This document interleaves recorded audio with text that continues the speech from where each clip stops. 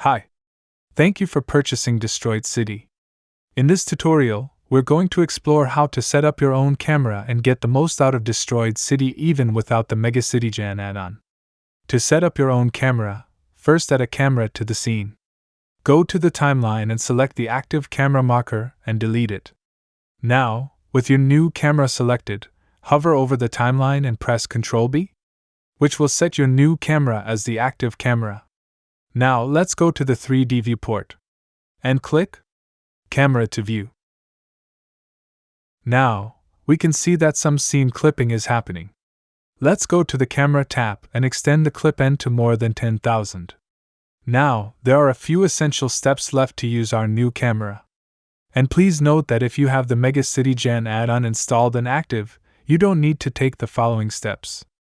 Now, let's locate and select an object named Visibility Cutter, and go to the Constraint tab and change the targets to our new camera.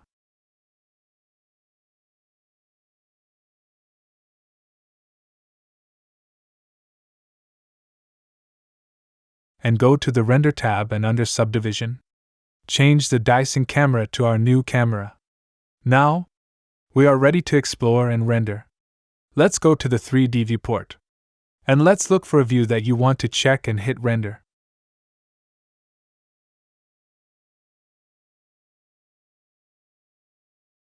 Let's close the render window and go to the compositor. Let's fit background to available space. Let's explore a different view.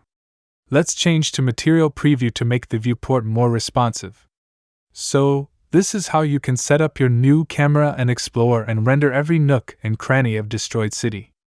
Next time, let's explore how to change the time of the day even without MegaCitigen add-on. Thank you for watching.